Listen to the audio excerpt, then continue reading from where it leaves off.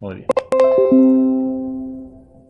Entonces, primeramente, para abordar lo que hemos llevado hasta ahora, tiene que quedar bastante claro todo lo referido a lo que hemos llevado en cuanto a las metodologías de diseño. Hemos hecho más hincapié en, por ejemplo, en el cálculo de las cargas de viento, que es una de las cargas más críticas y las que más producen problemas estructurales, usualmente en edificaciones livianas, vale decir cubiertas de techo, tinglados, letreros y otros.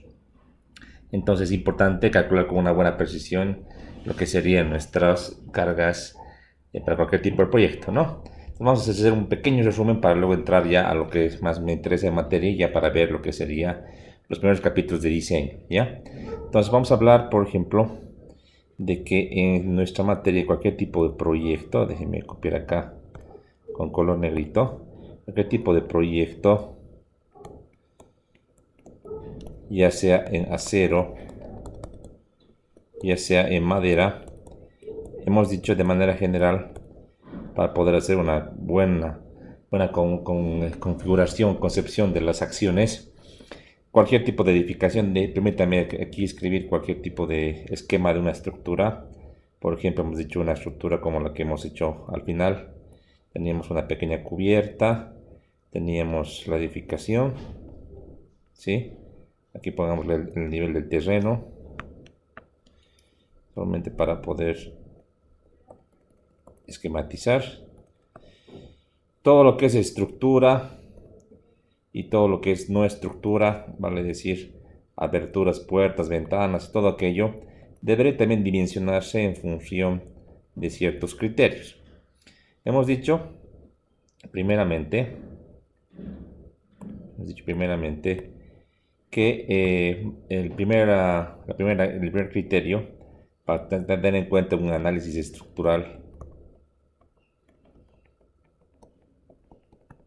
sea cual sea el proyecto, necesitamos lo que serían, por ejemplo, las acciones y cargas. Hemos hablado plenamente con ustedes de lo que serían las cargas permanentes.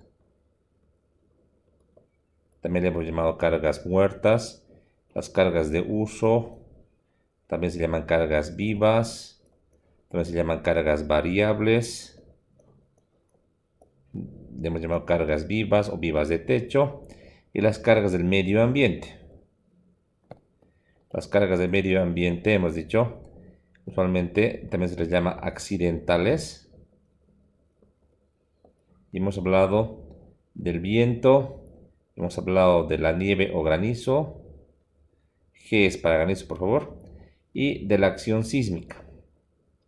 Lo que ha quedado pendiente es ver específicamente lo de la acción sísmica, que no es tan crítico, por lo menos en las estructuras livianas. Es más su incidencia en edificaciones con mayor masa, como en edificios, por ejemplo, ¿no? Sin embargo, hay una materia específica.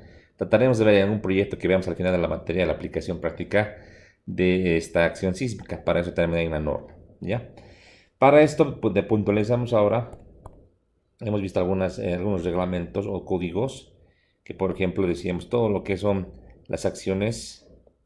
Hemos visto, por ejemplo, la norma o el reglamento de la ASCE 7, como también las normas bolivianas 1225-002.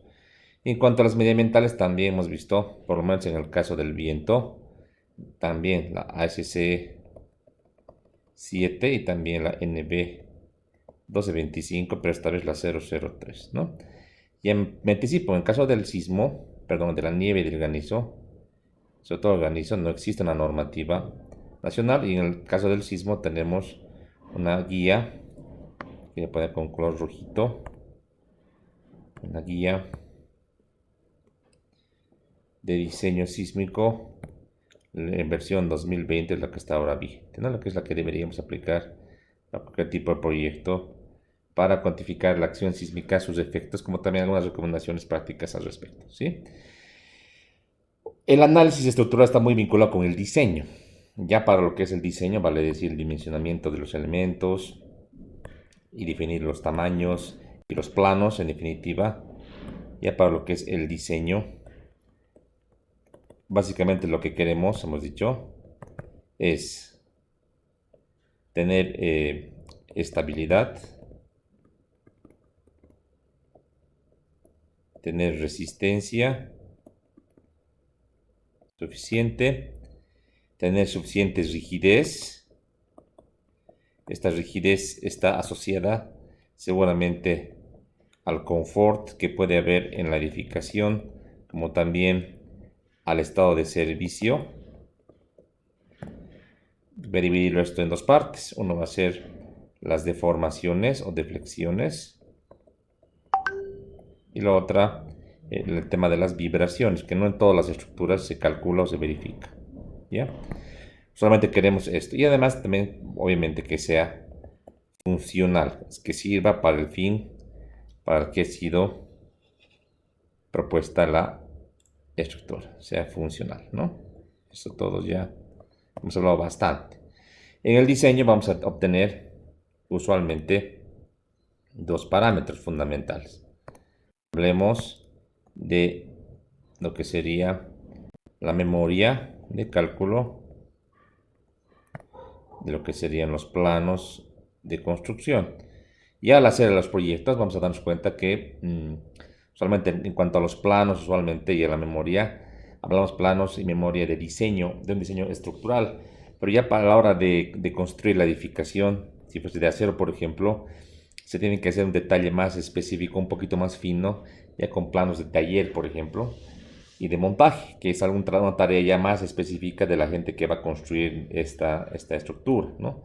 A veces hacen algunas modificaciones con la finalidad de buscar, por ejemplo, patrones tipo, conexiones tipo, si hacen algunas verificaciones o ajustes al respecto. Es un trabajo más fino que lo tiene que hacer en este caso el que va a construir esta edificación, ¿sí? Esto hemos visto detalle, ¿no? Entonces, ya con el criterio que tenemos, por si acaso les he pasado a ustedes la planilla esa de carga de granizo. Me interesa mucho que ustedes puedan estudiar y aplicar, por ejemplo, al proyecto de la edificación que hemos visto, esa vivienda, ¿se acuerdan? Ya la pueden aplicar. En la planilla está con un ángulo de otro proyecto. Quiero que utilicen el ángulo del techo, este ángulo alfa, que hemos visto según creo que tenemos un ángulo de 15 grados. Apliquen la planilla para tener ya las cargas listas para que podamos introducir en un software para hacer un análisis estructural. Hay varias maneras de hacer un análisis, se hace análisis 2D, 3D, eso vamos a ir viendo ya en una sesión específica que tendrá que durar un poquito más de la hora de clases porque es realmente largo poder cargar todo, ¿no? Ya. Ahora, ya en el diseño hemos dicho también todo lo que vamos a hacer es basarnos, por ejemplo, en la norma ISC para lo que sería acero y la manual del Pacto Andino para lo que sería madera. Dentro de estos manuales tenemos también que distinguir filosofías de diseño y con ustedes hemos ido viendo que ya a la hora de definir hipótesis, estados y combinaciones de carga hay algunas variaciones en cuanto a el enfoque, ¿no? Entonces podemos decir, por ejemplo, que en definitiva hay enfoques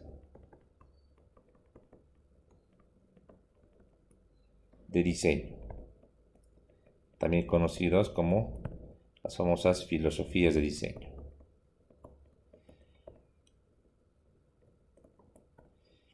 Estos enfoques y filosofías hemos abordado en la anterior clase y hemos hablado, por ejemplo, del enfoque LRFD, también conocido diseño por factores de carga y resistencia y en español más conocido como los estados límites.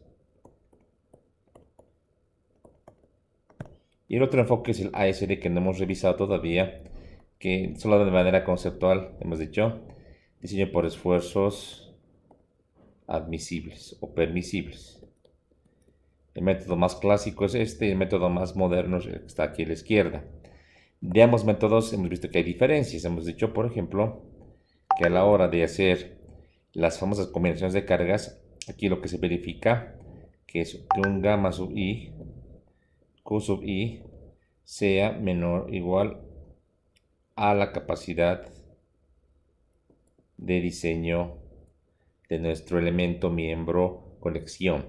Esto aplica para cualquier parte de la estructura. Factores gamma, hemos dicho, son factores de mayoración de acciones o cargas o efectos de las acciones. Y phi, hemos dicho que son coeficientes de minoración de resistencias.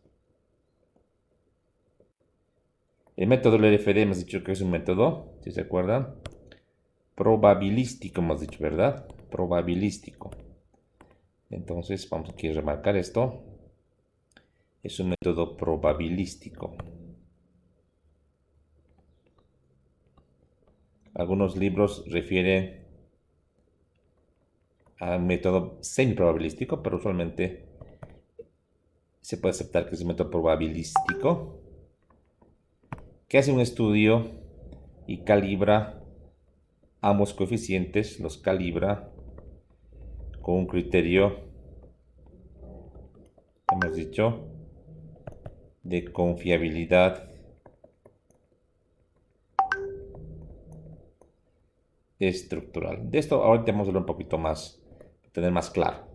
Hasta mientras me voy yo al otro lado, a lo que sería el famoso método ASD. El método ASD es un método más determinístico, ¿ya? Aquí voy a colocar, es un método más, en este caso, determinístico. Tendemos simplemente a hacer un análisis referido a las acciones o cargas sobre las cuales vamos a darles su incidencia y vamos a comparar con un factor de seguridad global para lo que sería la estructura o la edificación. Entonces voy a anotar en este contexto a qué me refiero con el valor del que les refería a ASD. Lo que hace básicamente en este caso es comparar las acciones sin magnificar, que deben ser menores o iguales a las resistencias nominales entre un factor de seguridad. Este valor de omega es un factor de seguridad global que se utiliza para el material, que es variable obviamente en función de las condiciones del elemento. Este enfoque antiguo clásico hacía que las estructuras trabajen siempre a nivel elástico, mientras que este enfoque más moderno hace que las estructuras y las conexiones y todas las partes de las estructuras trabajen a un nivel elastoplástico, o sea, un poquito más, ¿no? Tendiendo siempre a verificar para la falla del elemento estructural, calibrando, repito, el nivel de confiabilidad estructural en función a ciertos criterios probabilísticos. Cuando hablo probabilístico me refiero a variables aleatorias, ¿ya? Entonces aquí vamos a anotar esos dos criterios. Pensemos, por ejemplo, en lo que sería las cargas y lo que serían las resistencias. Les hago una pregunta. Ambas son variables, ¿verdad? Son variables. ¿Las cargas y las resistencias son variables dependientes o variables independientes? ¿Qué creen que sean esos dos parámetros? ¿Son variables dependientes o independientes? ¿Qué dice? ¿Alguna idea que tenga? ¿Son variables dependientes o variables independientes? ¿Qué dicen, chicos? Las resistencias yo creo que son variables dependientes, ¿sí? Porque van a depender del diseño que le vayamos a dar. Y las cargas serían independientes porque no hay un factor que influya en ellas. Y ya, mira, comparto tu criterio, las cargas sí son variables independientes, pero también las resistencias son variables independientes. Parece un poco raro, ¿no? Mira, podemos hacer un diseño siguiendo las normas, siguiendo las ecuaciones, estados límites. Sin embargo, la resistencia que tenga un miembro es variable, ¿no? No es exactamente lo que te sale en el papel. Y por ejemplo, si tú sacas un elemento y lo ensayas, por ejemplo, a tracción, a compresión, a flexión, nunca te va a dar lo mismo, es variable. Por ejemplo, en el ensayo que han hecho ustedes en el laboratorio, para diferentes muestras, no es exactamente lo mismo, hay ciertas variaciones, ¿no? Obviamente por diferencias que puede haber en el ensayo mismo, por el equipo, por el tipo de carga, la velocidad, pero realmente es un tema variable, no es constante y depende de múltiples factores. Y las cargas y las resistencias no están vinculadas, son variables totalmente independientes y son variables ambas aleatorias.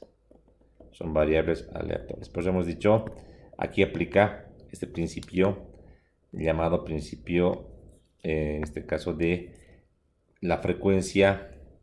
¿Se acuerdan? Decíamos, podemos agarrar una sola grafiquita y podemos graficar una campana de Gauss, lo que serían las frecuencias, por ejemplo, aquí que te parece las resistencias. Es una campana de Gauss porque es una distribución que se conoce como la distribución normal. Esa distribución normal o campana de Gauss aplica justamente a estos fenómenos cuando tenemos variables aleatorias. Justamente aplica porque no podemos predecir, por definición no podemos predecir cuánto va a tener de resistencia o en este caso de acción, ¿no? Lo que sí conocemos que la forma de esta campana podemos reconocer, por ejemplo, el valor medio, como también una cierta distribución o desviación estándar que puede haber en los valores que yo voy a ir leyendo de acuerdo a este análisis que voy a ir realizando. Eso también se conoce, ¿no? Entonces, lo que sí pues, se puede entender que esta curva de distribución normal puede ser más ancha o puede ser más delgada si es que los valores van a ser más o menos dispersos. Y el valor medio también es importante para saber realmente cuál es el valor promedio que yo tendré en este caso de resistencia para saber si estoy en un rango correcto o en un rango muy crítico o muy peligroso.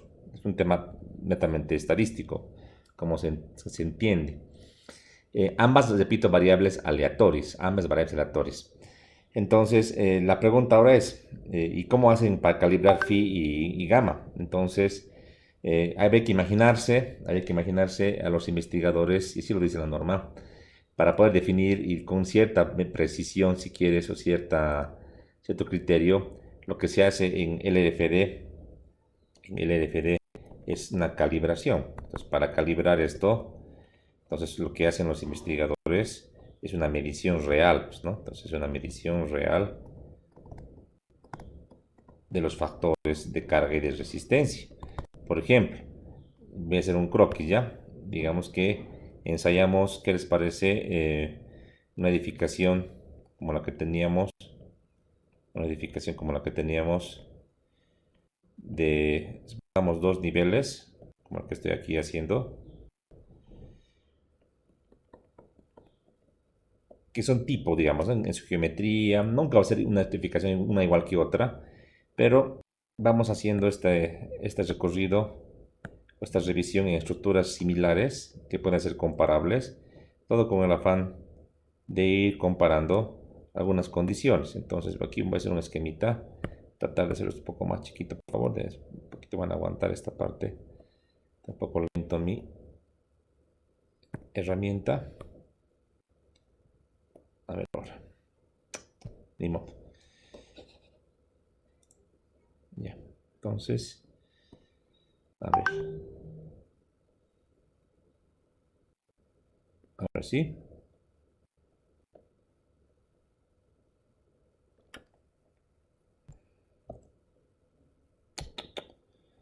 A ver, segundito. Todavía se escucha. Sí, sí, que estamos aquí. Sí, estamos con un problema aquí de mi máquina. Déjeme borrar los anuncios. Aquí está todo borrado. Qué raro que no esté queriendo levantar. Y ahora sí. Ahora sí. Ya. A ver. Otra vez. Borro todo esto porque no me está dejando hacer nada.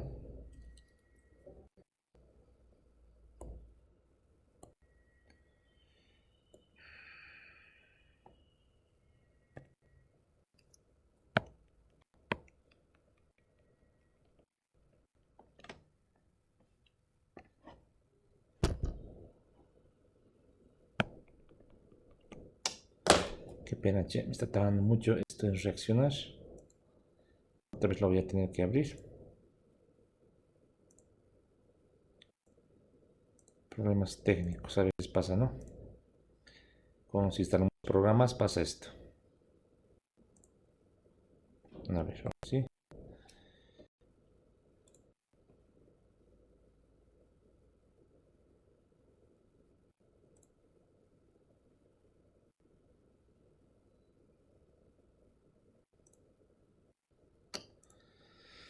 A ver.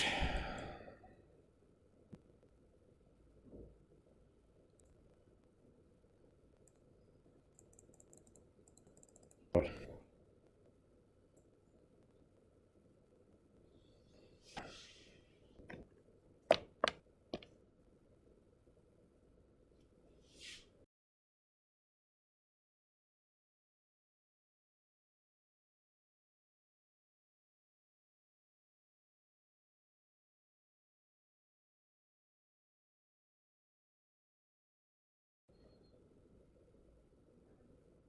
Ya, ahora, si me permite.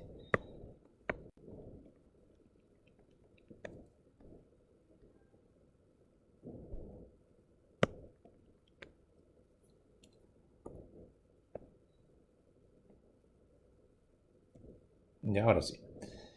Bien, entonces, como hemos dicho que tenemos que calibrar, que los investigadores han agarrado estructuras similares. Aquí déjenme ahora dibujar algo más chiquito, lo quería hacer. Digamos que esa edificación que hemos visto de dos agüitas, una cubierta como la que estoy dibujando. Y ahora démosle dos nivelcitos para querer hacer algún cálculo un poco más consistente, ¿ya? Esta edificación entonces se ha ido verificando, obviamente edificaciones que sean similares. Y aquí lo que voy a hacer es ir copiando algunos tipos. Supongamos que esta revisión se ha hecho de aquí a unos años. Entonces tenemos las edificaciones tipo y se ha ido planteando de la siguiente manera, ¿ya? Entonces,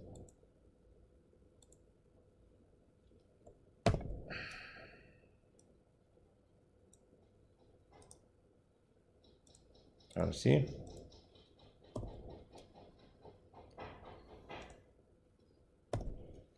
Ya, entonces vamos a ir marcando. Vamos a ir recorriendo la edificación 1 que sea, 2 y 3. Vamos a un ejemplito para entender, ¿ya?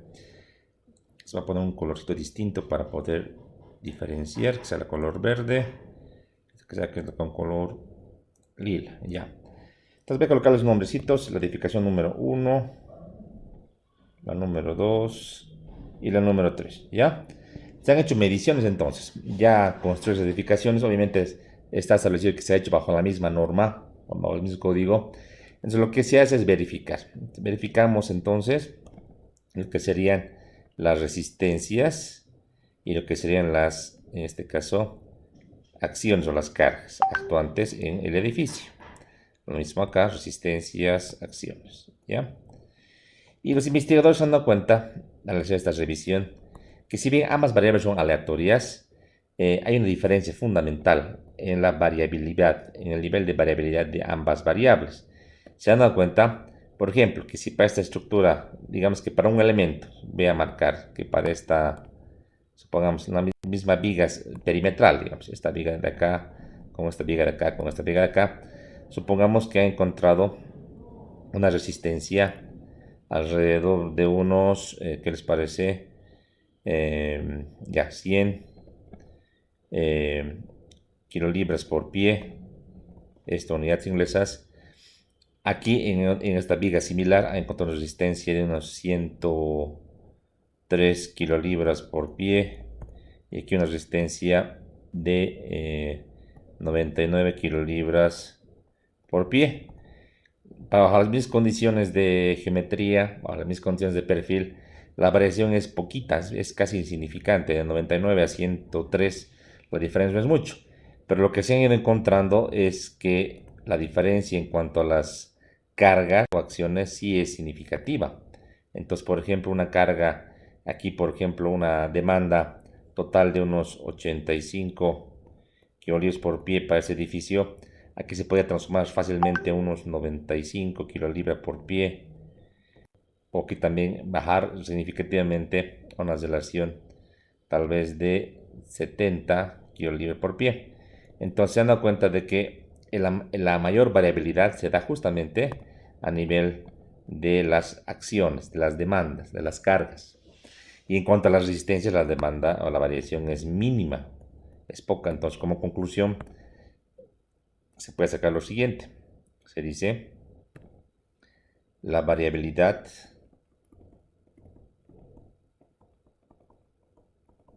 de las acciones es mucho más grande que la variabilidad de las resistencias. Es una de las conclusiones que han encontrado los investigadores. Entonces, al ir investigando ambas curvas, pues se han dado cuenta que una de las curvas, si lo graficamos otra vez la campana de Gauss, tenía tenía esta forma bastante ancha, y otra de las curvas tenía una forma un poco diferente, que era una forma como la que estoy dibujando, donde la variación era diferente, era muy menos ancha la curva en cuanto a la campana de Gauss. Obviamente, a mayor variabilidad, mayor ancho de dicho, entonces mayor probabilidad de cambio o de valor distinto. Si bien son variables aleatorias, se ha entendido de que en cuanto a las cargas, el cambio de uso, por ejemplo, falta de previsión de las cargas vivas o en este caso un uso particular o falta de previsión en cuanto a la determinación más precisa de las cargas, ha hecho de que estos valores de Q se tomen de una manera mucho más crítica a la hora de hacer las combinaciones de carga, ¿no? Por ejemplo, fruto de esto es que en las combinaciones que hemos visto con ustedes, por ejemplo, hemos dicho que para las cargas vivas, por ejemplo, tenemos una combinación 2 de 1.2 veces la carga muerta más 1.6 veces la carga viva, siendo que este valor de 1.6 se refiere a un 160% de la carga L asumida. Ese rango de variación es sumamente importante, mientras que ya vamos a revisar en acero, por ejemplo, un valor phi típico es de 0.90 o un valor phi de 0.75. Solamente 0.90 casi se hace constante para las fallas dúctiles y este otro parámetro para las fallas frágiles. Aquí tenemos fallas dúctiles, lo que sería, por ejemplo, la cedencia o fluencia, también conocida como plastificación, sin importar el tipo de falla. Puede ser, por ejemplo, flexión, puede ser atracción, etc. Y las fallas frágiles que se refieren, por ejemplo, a las roturas del material, por ejemplo, en el ámbito de las conexiones. Pero son valores que han quedado prácticamente constantes, que no tienen un gran margen de variación. En una norma antigua del 2005 o antes, este valor de 0,9 iba con 0,85 y se ha poco a poco se ha ido ajustando y ha llegado a 0,90, o sea que ha variado apenas un 5% en varios años, mientras que en el tema de las cargas, en el estudio que se ha hecho periódicamente, fíjense cómo este valor tan grande está variando un 160%, o sea que trabaja al 1.6 de la carga prevista o asumida a la hora de diseñar, ¿no? O sea, hay una gran dispersión de valores, ¿no? Y cuando les hablaba de esos coeficientes de variación, les decía, básicamente, lo que se tiene es un índice de confiabilidad. Se debe determinar un índice de confiabilidad.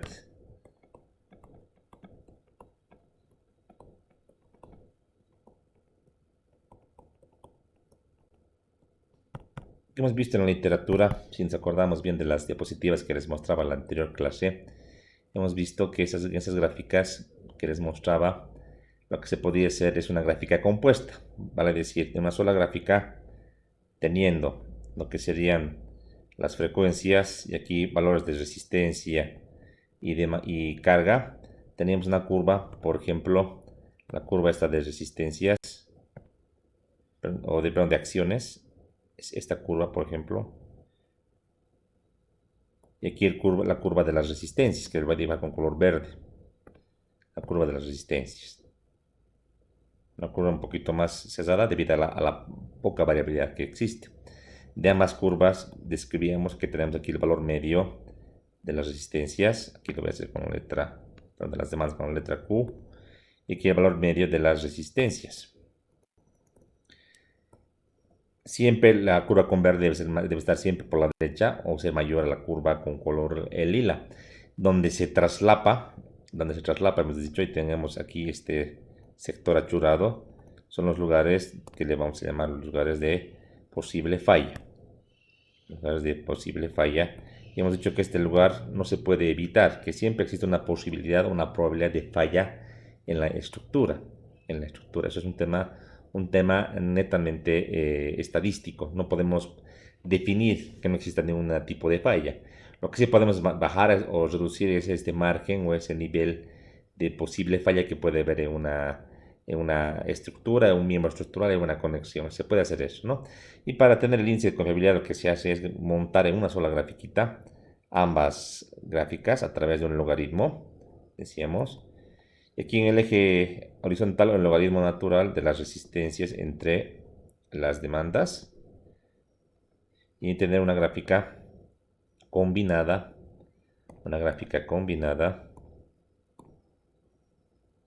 dale con color azul, que tome en cuenta esta parte de esta distribución. En este caso el valor medio será el logaritmo natural de la resistencia entre la solicitación, esto en un valor medio, eso hemos dicho, y la distancia que existe. Bueno, aquí tenemos el nivel de falla, toda esta parte que estoy achurando con color amarillo también lo vamos a remarcar.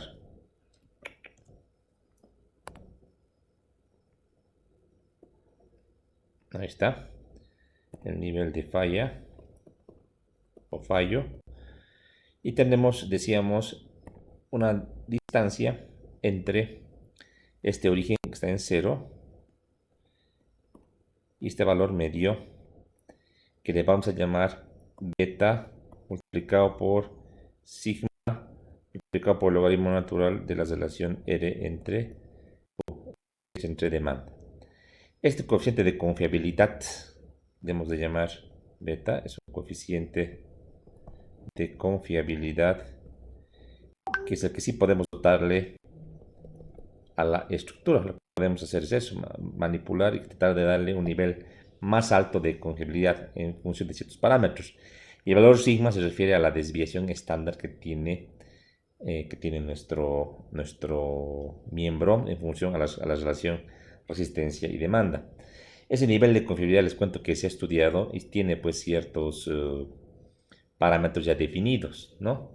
Por ejemplo, los niveles de falla o de probabilidad de falla se estudian de la siguiente manera. Aquí solamente un ejemplo voy a hacer. Esto les voy a dar una tabla que ya tengo preparada para pasarles. Eso les voy a dar en el Classroom. Una pequeña tabla, un resumen que voy a hacer aquí a continuación, donde tenemos el valor beta de confiabilidad y la probabilidad de falla. Esta de acá es la probabilidad de falla.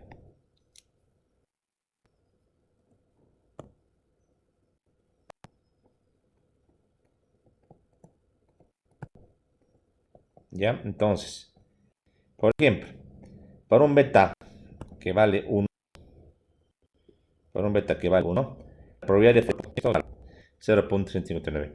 Para un valor de 3, la probabilidad es de 0.3. Y para un beta a 4, la probabilidad de falla en valores absolutos, porcentajes, diríamos que la falla es de 1.19%. Perdón.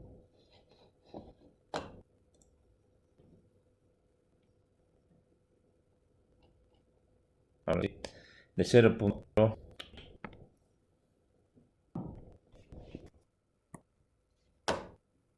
ahora sí. Ahora sí. 0.0, elegir un coeficiente beta, saltar de 1 a 2 unidades hace variar de una manera significativa en lo que sería la probabilidad de falla.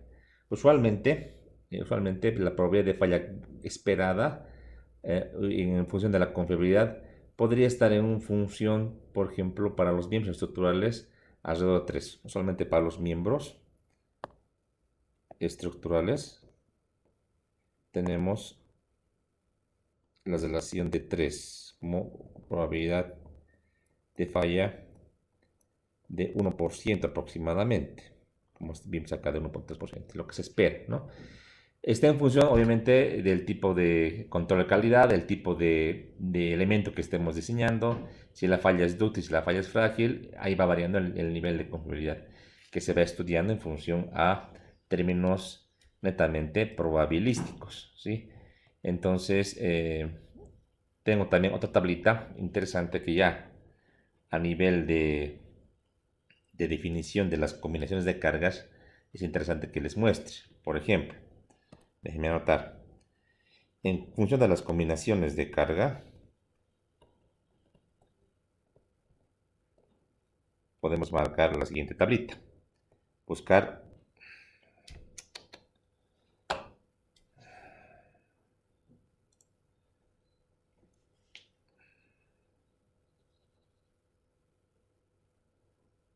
¿Todavía se ve la pantalla, chicos? Así se me está perdiendo un poquito la pantalla. ¿Se puede ver? Ahora sí. Ya. Entonces, decíamos, en función de la combinación de carga, vamos a tratar de definir un coeficiente beta. ¿Qué va a ser un beta? Debemos llamar objetivo al que queremos apuntar. ¿Sí? Entonces, voy a marcar acá con color azul en la combinación, por ejemplo, de carga permanente más lo que sería la carga viva. En términos generales tendría que ser D más L. D más L, como todos conocemos. Obviamente con los coeficientes estimativos que podemos definir, con los coeficientes que vamos a ir calibrando. Coeficiente usualmente de 3. En base a este coeficiente 3 se tiene que buscar, obviamente, Sí, estoy dando ratos de que se ve la señal de voz. ¿Se puede ver? Sí, se ve. Ah, sí. ya, les cuento que hay mucho lag. Voy a tratar de cambiar de internet. Deme un segundito ya. Yo he hablado hace rato eso y se está cortando un poquito. Déjenme, voy a tratar de cambiar de conexión de internet. Deme un segundito. Tratar de cambiarle de conexión. Deme un segundito. Ahora sí, vamos a ver si me permite.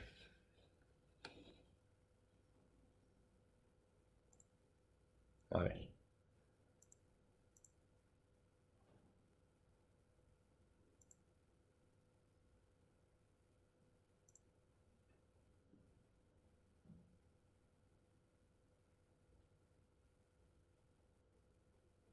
A ver.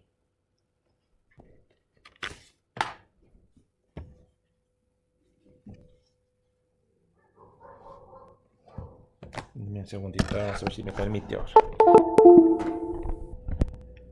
A ver.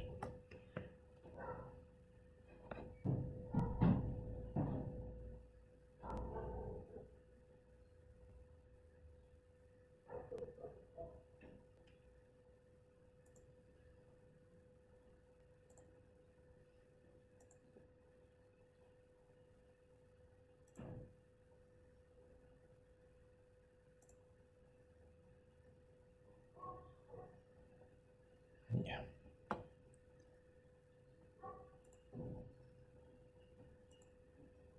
Ya. A ver ahora. Creo que está más rápido. Voy a cambiar mi red. Deme un segundito, por favor. Quiero cambiar a otra red más estable.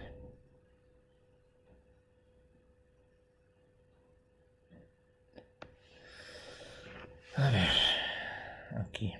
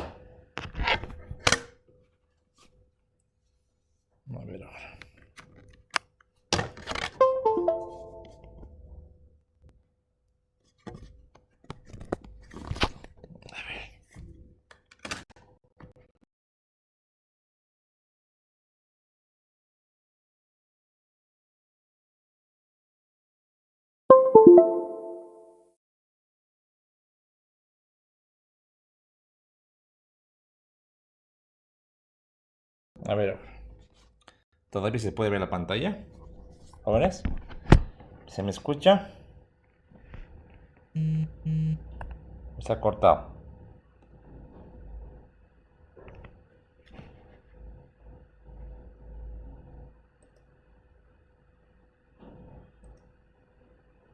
Ahora sí.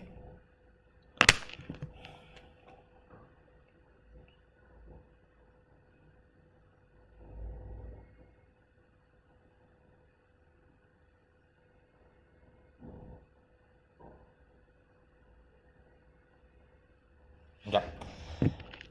Jóvenes, ahora se escucha, se puede ver mejor la pantalla. Está más rápido. ¿Se puede ver mejor? ¿Se puede ver mejor?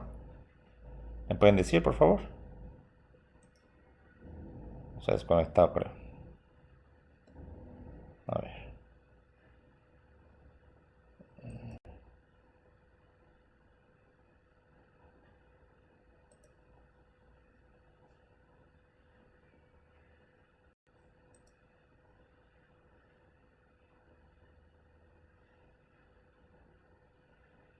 Ya. A ver, un segundito.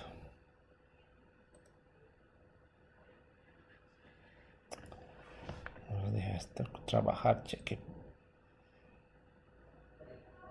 A ver.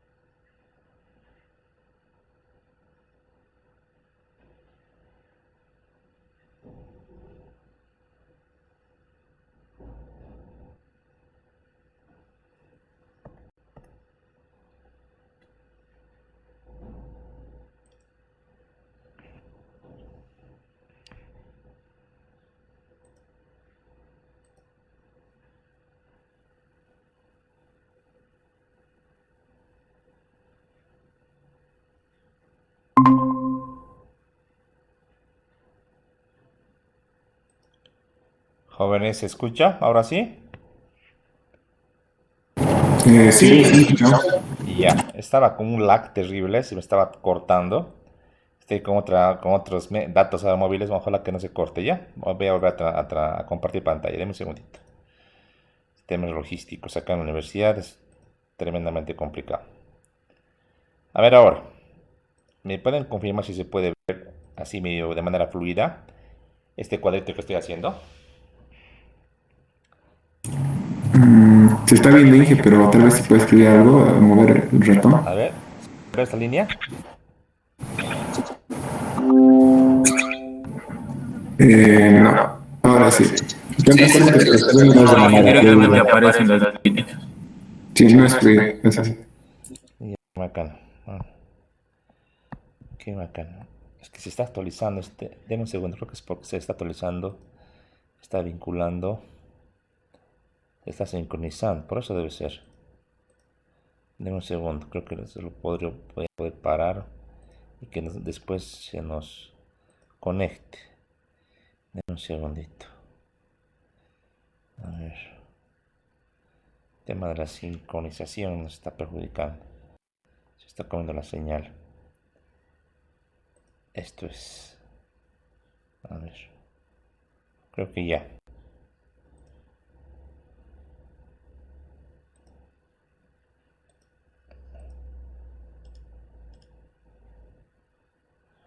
Deme un segundo. Otra vez vamos a ir a configuración. A ver.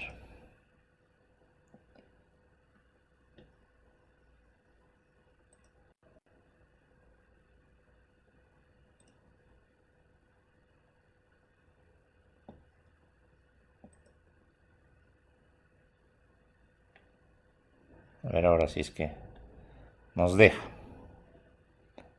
A ver ahora.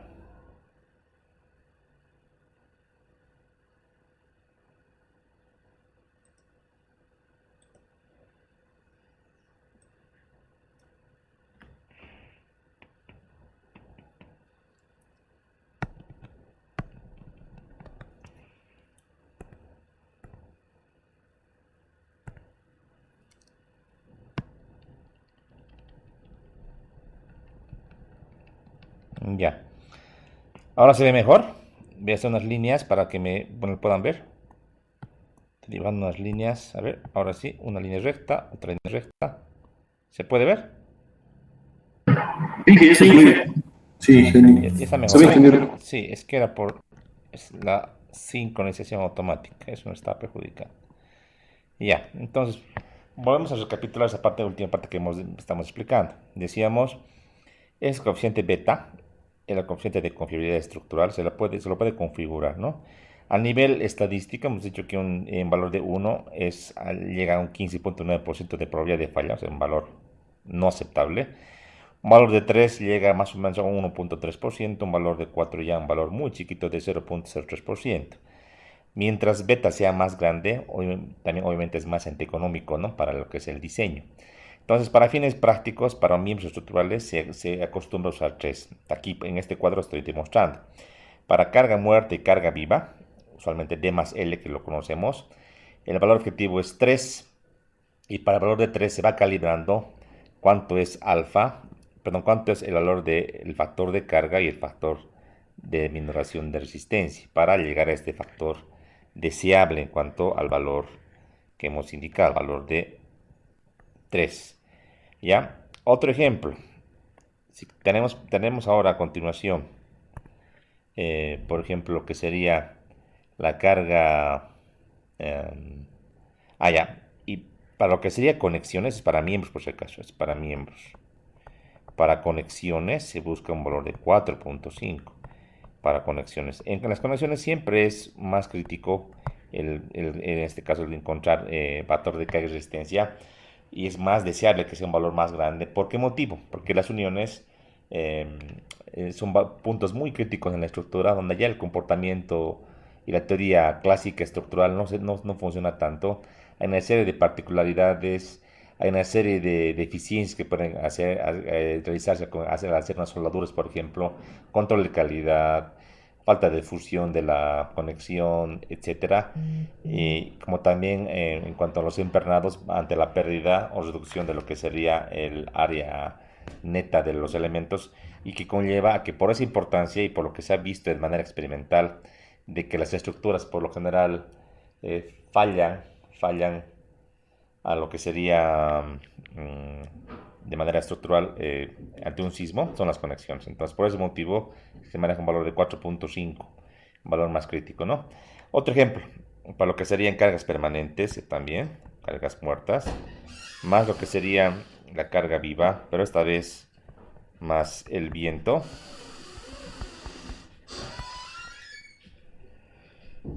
Tenemos un valor de 2.5, un valor mucho más pequeño debido a que el viento y la combinación con la carga viva es menos probable que ocurra en una estructura. Entonces, para 2.5 para muerta, viva y viento. Y esto también nos lleva de manera general para buscar los miembros. Para conexiones, igual aproximadamente tenemos 4.5 a 4 para lo que serían las conexiones también. Ya. Por favor, denme un segundito. Me he venido a visitar aquí en la oficina. Denme 2 minutos y continuamos la clase. ¿Se escucha ahora? Sí, sí, lo escuchamos. Perdón, muchas gracias. ¿Ya? Entonces, decíamos, es variable en función del tipo de combinación de carga, justamente la relación que existe de este coeficiente beta. Decíamos, con beta se calibre, se encuentra phi, se encuentra gamma. El valor de gamma ya hemos ido viendo en las anteriores clases. Por ejemplo, hemos dicho, el clásico 1.2 y 1.6 sale justamente de ese estudio probabilístico, que es un poquito más matemático como tal y estadístico, sin embargo, tiene pues cierta cierta razón de ser, y es bueno que un poquito entremos a entender que estos coeficientes se van calibrando, no son únicos. Con los años se va estudiando diferentes tipos de estructuras. Puede ser que en un país como Bolivia el uso de las edificaciones típicas, como son viviendas o pueden ser, por ejemplo, galpones, vayan modificando, vayan cambiando, se vayan tecnificando y tal vez el nivel de variación de las cargas o de las acciones vaya reduciendo, ¿no? O tal vez cuando se conozca de mejor manera el comportamiento del viento, cuando se pueda caracterizar con mejor precisión, también la variación que existe, obviamente los coeficientes de confiabilidad que estamos buscando, vayan también reduciendo con el objetivo de ser más económicos. Entonces, en términos generales, betas mayores, entonces más seguridad, pero a mayor costo y viceversa, ¿no? Entonces, decíamos, ¿cuál es el valor más correcto, el valor más deseable? Entonces, será siempre aquel que nos dé valores conservadores, pero no derrochadores, ¿verdad? Esa es la frase que tiene que usarse, pero todo con un respaldo probabilístico, ¿no? Aquí nunca vamos a encontrar, por ejemplo, mezclar viento con sismo, hemos dicho, ¿no? De que existe la posibilidad de que justamente cuando venga un viento de norma, justo venga un terremoto. Pero es tan baja la probabilidad, tan chiquita, que prácticamente no se toma en cuenta. Y si ocurriese, ni modo, pues, o sea, hay siempre un ranguito, hemos dicho, de una posible falla estructural, pues, ¿no? Entonces, no hay estructuras que sean pues, totalmente, si se quiere, antisísmicas o indestructibles. Siempre existe una probabilidad de una falla, ¿no? Pero eh, digamos, siendo coherentes con ese análisis, yo creo que se entiende que se busca siempre tener de manera criteriosa, si se quiere, un margen de seguridad, un nivel de confiabilidad razonable, ¿no? Que no nos obligue a construir búnkers y tampoco nos haga, en este caso, ir muy al riesgo de un colapso. Entonces se busca siempre un nivel intermedio. Eso es lo que tenemos que entender de esta metodología, básicamente, ¿no? Bien, ahora vamos a entrar ya con esta idea que acabamos de explicar. Lo que voy a abrir es la norma, ya. Voy a abrir el ASC, denme un segundito.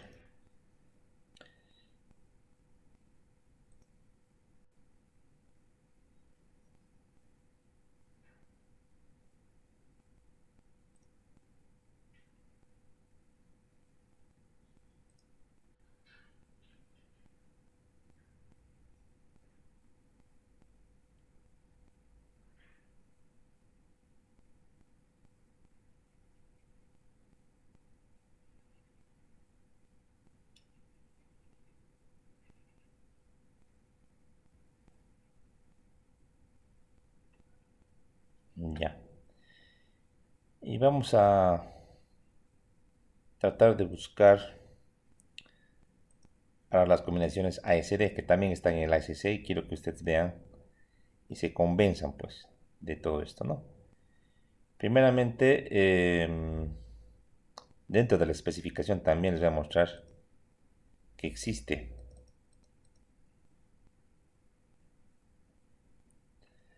Voy a entrar a la parte inicial de la especificación, déjenme un segundito, voy a ir.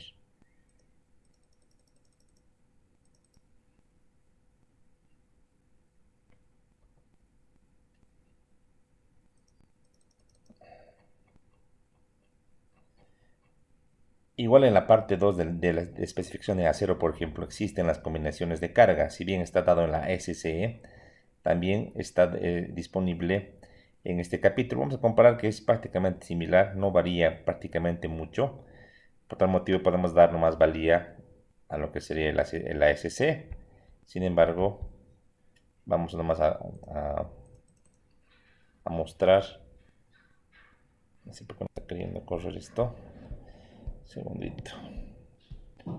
Vamos a tratar de activar esto que me se está lenteando también, no sé por qué. Últimamente mi máquina está un poquito lenta. Tenemos que poder, che.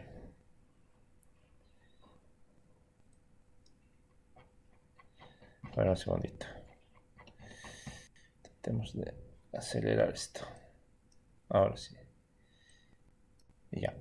Entonces, decíamos de la SC, del ISC, en la parte, en la parte teórica, en la parte A, nos da un glosario y abreviaturas de todo lo referido a lo que está en la norma. En la parte A, provisiones generales. Y interesante es también ver en la parte B, en el capítulo B, o parte B, requisitos de diseño. Y aquí habla justamente de las cargas y las combinaciones de carga. Entonces, para esto vamos a ampliar un poquito esta hojita. ¿Y qué nos dice? Que las cargas, como también las cargas nominales, déjenme marcar esto, dice las cargas y las cargas nominales y las combinaciones de cargas, en este caso deben ser aplicadas usando un código aplicable, un código de cargas, ¿no? Dice, en ausencia de un código de cargas local, por ejemplo en Bolivia, la carga y la carga nominal y las combinaciones de cargas pueden tomarse, dice, de la norma o del reglamento ASC 7. Aquí está, tal como lo que estamos viendo ahora. Entonces, ante la ausencia de una norma local, se puede tomar de acá, ¿no? En este caso, que nos dice que conocemos ASC 7, dice, hay que estudiar muy bien lo que sería la sección B31 de esa norma y la B32 para el ASD, el B31 para el LFD y B32 para lo que sería ASD, ¿no? En la norma de acero está habilitado, les cuento, ambas metodologías. La norma LRFD es la más moderna.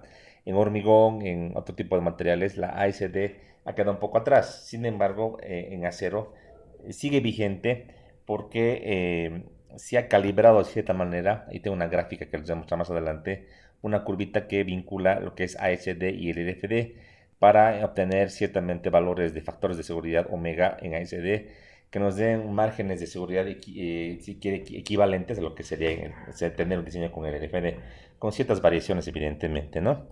Ya en el B3, en base de diseño, nos da ciertas definiciones y aquí también podemos revisar lo que dice acerca del diseño LFD. En este caso, es en ecuación, lo que habíamos visto de manera general aquí en la norma americana, ya no maneja el gamma, el sumatorio de gamma I, QI, sino que directamente maneja el valor de RU.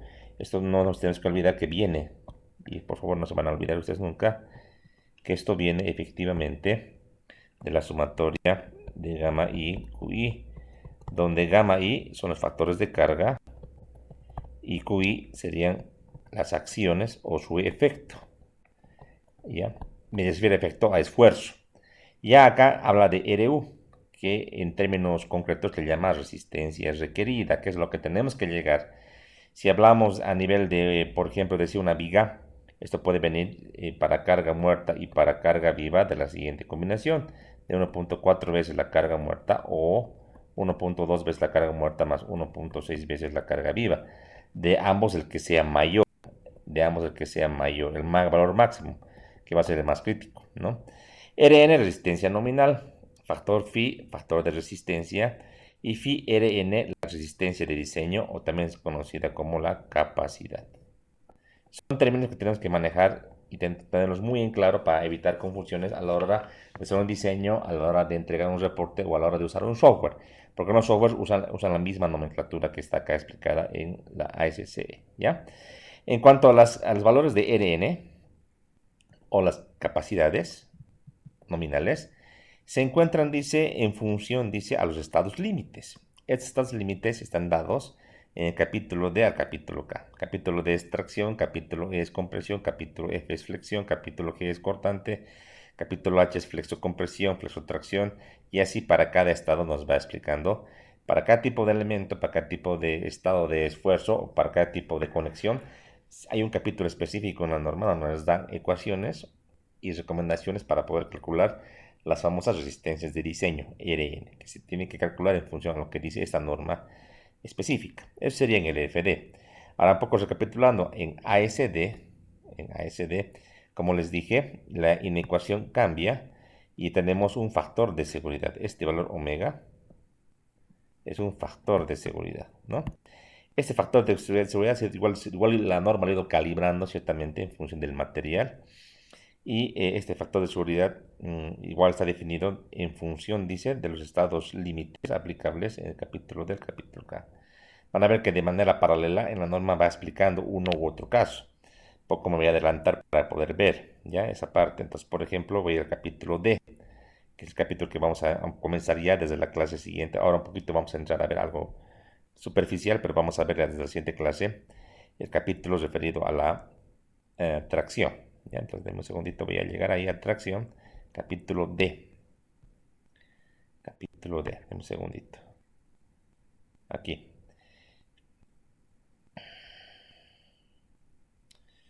Capítulo D, aquí. Entonces, capítulo C. A ver, está dejando ir adelante. A ver. Bueno, mira el capítulo D de manera manual, aunque sea. Ya, ahora sí. Este capítulo D habla de diseño de miembros en tensión. Diseño de miembros en tensión. ¿Ya? Entonces, el estado límite que vamos a verificar es el esfuerzo de tensión, cualquier tipo de miembro. Como cada capítulo de esta especificación va dividiendo en función a partes relevantes en cuanto al análisis. ¿Ya? Si se pueden fijar acá hay una diferencia en colores. ¿Ya? Lo que está en color negro es lo que está en esta plana y lo que está con color azul son links que te vinculan a otras hojas. Hablando de estados límites, aquí tenemos algunas limitaciones de esbeltez, aquí tenemos resistencia a tracción, aquí tenemos área neta efectiva, aquí tenemos miembros armados o conformados, aquí tenemos barras de ojo y aquí tenemos los famosos pasadores, ¿ya? Para cada uno de esos capítulos, desde lo que sería D2 en adelante, tenemos las ecuaciones de estados límites. Entonces, les voy a mostrar. Por ejemplo, dice resistencia a la tracción. Entonces, en esta resistencia a la tracción se tiene, por ejemplo, un estado límite conocido como fluencia del área gruesa o cedencia del área gruesa. Son ambas traducciones correctas. En este caso nos dan la ecuación. Si se dan cuenta, ahí habla de P. Entonces, para lo que es tracción se maneja la letra P. Pn, resistencia nominal. Para evaluar esta capacidad nos da dos valores. Nos da uno, que es phi sub t. Perdón, lo vamos a borrar. Cachito, borramos, y está. Nos da phi sub t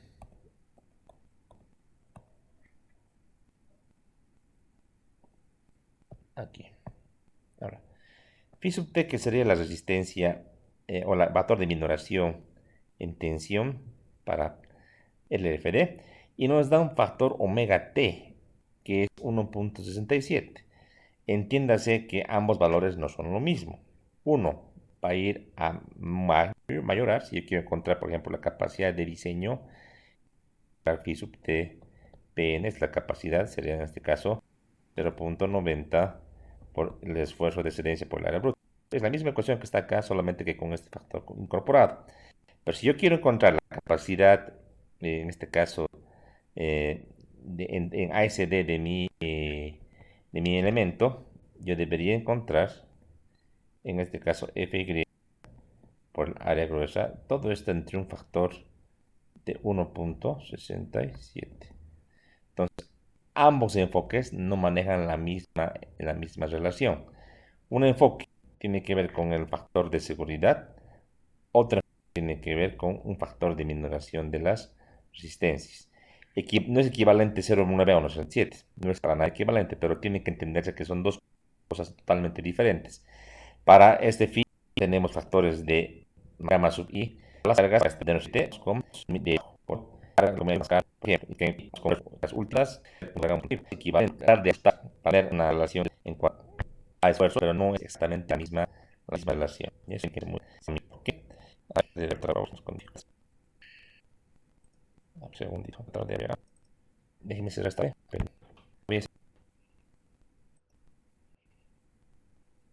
Todavía se escucha, se puede ver pantalla todavía.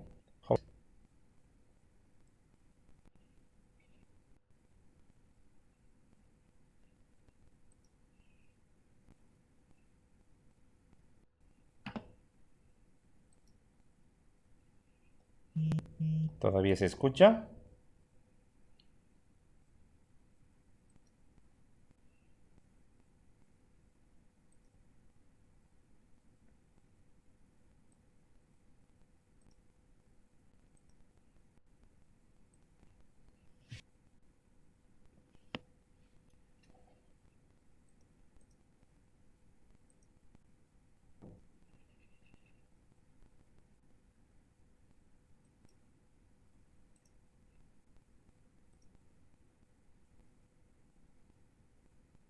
¿Todavía se escucha? ¿Me pueden confirmar, por favor? ¿Todavía se escucha?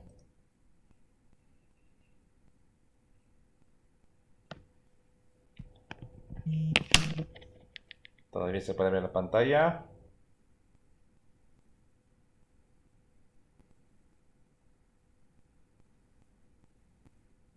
Sí, todavía se escucha. Vaya, estaba preocupado. Se está No, cortando. ya no sé. No, ya no No, sé. no se ve. Sí, he dejado de compartir, estaba viendo un archivito, déjame un segundito, por favor. Es mi programa de PDF estaba cerrando. Déjame un segundito, se voy a abrir con el normal.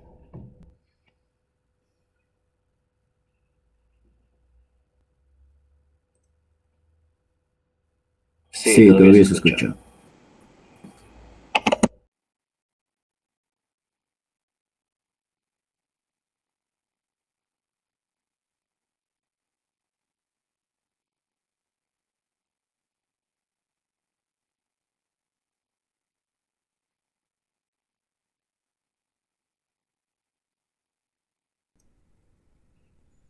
Ya debería ver una pantalla negra. Ahí estoy dibujando, estoy haciendo unas cuantas líneas. ¿Se puede ver eso? ¿Es líneas? No, No, no,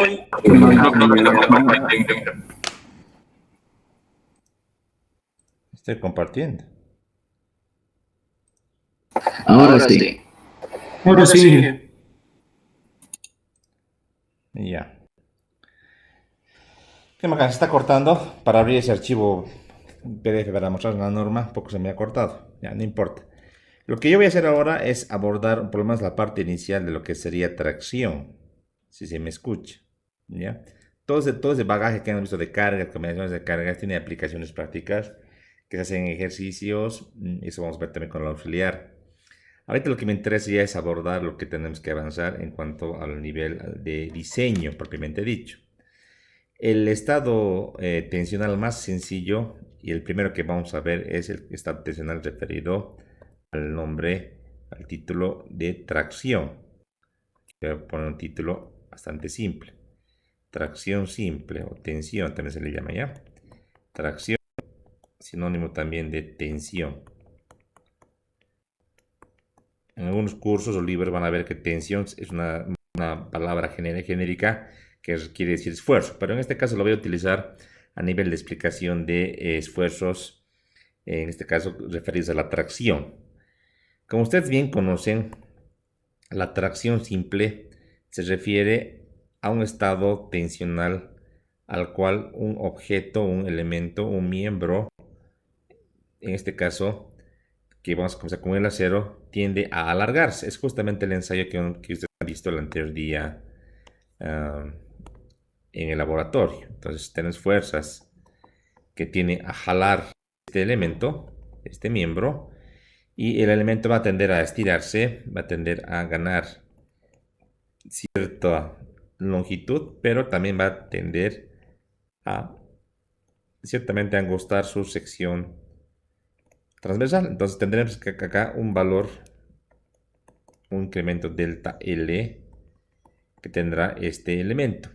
Esta fuerza P es una fuerza perpendicular a la sección transversal. Si aquí hacemos un cortecito, corte AA, como aquí lo estoy haciendo, podremos dibujar la sección transversal. Por ejemplo, si hablamos de una sección rectangular, como la que estoy aquí achurando, donde tengo las dimensiones, por ejemplo, que aquí le voy a poner la dimensión T y aquí la dimensión W. Sé que usted se ha acostumbrado a decir base por altura, pero cuando hablamos de acero, en secciones rectangulares hablamos de usualmente planchas o hablamos de placas, que de aquí en adelante voy a nombrar con la letra o el término PL como lo estoy haciendo. Es una placa, tiene por característica un ancho y un espesor. Usualmente el espesor T y el ancho W, en cuanto a T, toma valores bien pequeñitos, valores milimétricos que podrían ser 2, 3 y demás milímetros. Puede llegar también a expresarse en términos de un 16avo, 2 16avo, media pulgada, etcétera. Eso en unidades pulgadas, ¿no? En inch. Y es un poquito limitante lo que llega a nuestro medio. Usualmente en Bolivia lo que nos llega es de 2 milímetros hasta unos 10 milímetros, usualmente es lo que más grande que se puede conseguir, digamos, de manera racional. Para pedir se puede conseguir mucho más, ¿verdad? Pero es limitativa a comparación de los anchos. El ancho W es variable. Uno puede conseguir placas o planchas de diferentes dimensiones y pues solamente es cortar para tener la dimensión que uno quiere, ¿verdad? Entonces, en tensión, decíamos, un miembro tiene fuerzas que usualmente tendrían que pasar por el centroide, aquí con esta sección que estoy dibujando. Aquí dibujaría unos ejes, aquí el eje X y aquí el eje Y. Aquí estaría el centroide con color verde y aquí estaría viniendo esta fuercita que tiende a jalar el elemento, a traccionar el elemento. Entonces esta fuerza P tiene que pasar necesariamente por el centroide de esta figura, ¿sí? Hasta acá todo bien, ¿se pueden fijar? ¿Sí? Sí, podemos fijar. Sí, sí. Perfecto. Ahora, hablar de un elemento así en el espacio es, como han visto ustedes en cuestiones materiales, parece ser un poquito, digamos, si se quiere, muy abstracto. Tratemos de dibujar algunas estructuras. Entonces, en algunas estructuras tipo, podemos hablar de elementos en tracción. Por ejemplo, parece tener un elemento como el siguiente, un portiquito, como el que estoy dibujando, sujeto a cargas o esfuerzos laterales. Aquí unas cargas laterales, por ejemplo, que pueden ser viento, puede ser sismo, etcétera. Y tener elementos que tiendan a rigidizar, ¿no? Elementos como estos, unas cruces o diagonales, llamada por la configuración una cruz de San Andrés. Y con esta fuerza actuante que está dada en esta esquina de izquierda hacia derecha, pues va a ser este elemento que estoy hechurándolo con color rojito, el que va a estar sujeto a fuerzas de tensión, ¿no? Usualmente esas diagonales sirven para rigidizar las estructuras, ¿no? Entonces tienen que estar presentes y usualmente si queremos limitar las deformaciones laterales, es buena práctica tener este tipo de tensores o elementos en tensión. También existen elementos como unas cerchas de techo que las podemos abstraer de la siguiente manera. Podemos tener en un techo la siguiente configuración.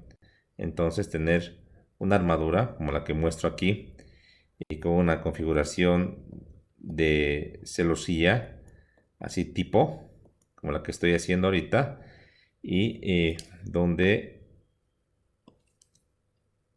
tengamos por ejemplo una carga que produzca una carga vertical hacia abajo, una carga con otro colorcito para mostrar una carga, podría ser digamos Q, y esta estructura debe estar simplemente soportada como solamente están los techos, las cubiertas. Y ante ese escenario de cargas, por ejemplo, tener elementos como los que estoy aquí dibujando, es el elemento de la derecha o este de la izquierda, miembros que están sujetos a fuerzas de tensión. De esto hemos hablado, creo que ya una clase atrás hemos dicho qué configuración de cercha o de armadura será la más conveniente desde un punto de vista práctico. Y será aquella en la cual los elementos diagonales, en lo posible, que son los más largos, no estén sujetos a compresión por el fenómeno del pandeo. Entonces, si ambos están en tensión, seguramente este elemento del medio, que lo voy a marcar con otro colorcito, tal vez con color blanco, está en compresión, ¿verdad? Para que tenga equilibrio. Entonces tenemos tensores o elementos que ayudan pórticos, tenemos elementos de cerchas o diagonales también, como en este caso.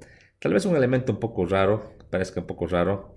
¿Qué les parece tener como un elemento ariostrado, si quieres? Tener, digamos, un perfil, como el que ahora voy a dibujar, un perfil en forma de I, un perfil W en un edificio, una viga, y que tengas en la sección transversal de esta manera, obviamente, perfil en forma de I o doble T, como decíamos en la teoría, y tener adosado, ¿qué les parece? Unos elementitos tensor de esta manera, de esta manera, que tengan que sujetar, por ejemplo, unas tuberías, ¿no? Y por ejemplo, unas tuberías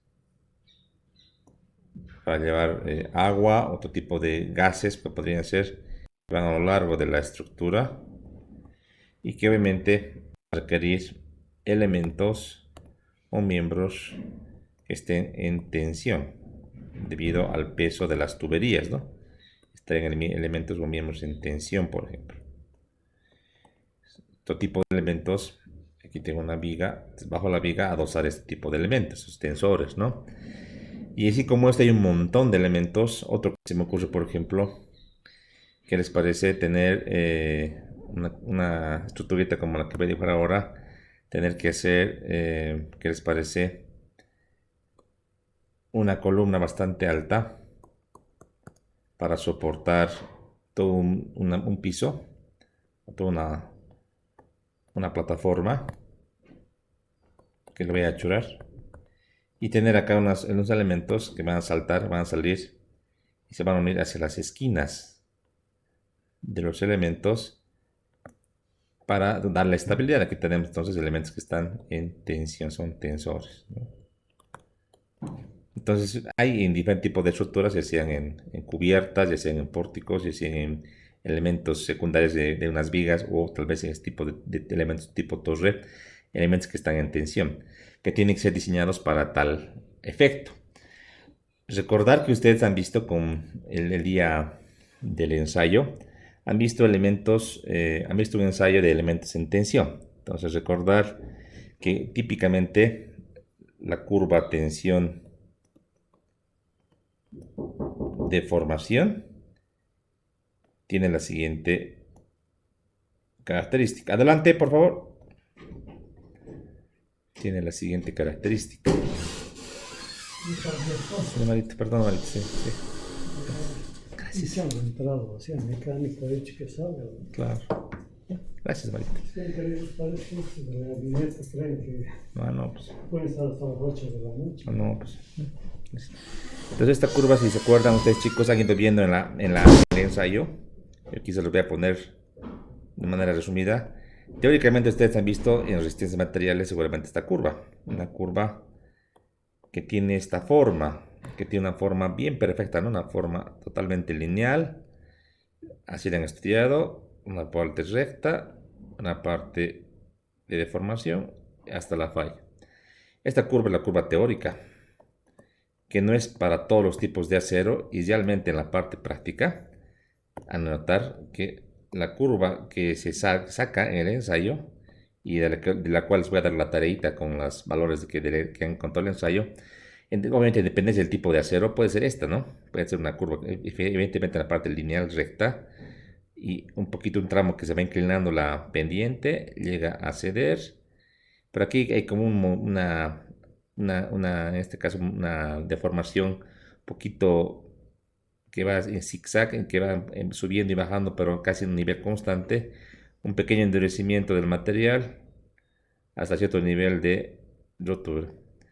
Entonces, esta curva y su amplitud en cuanto a los valores decíamos, valores principales de un esfuerzo último, de un esfuerzo de fluencia,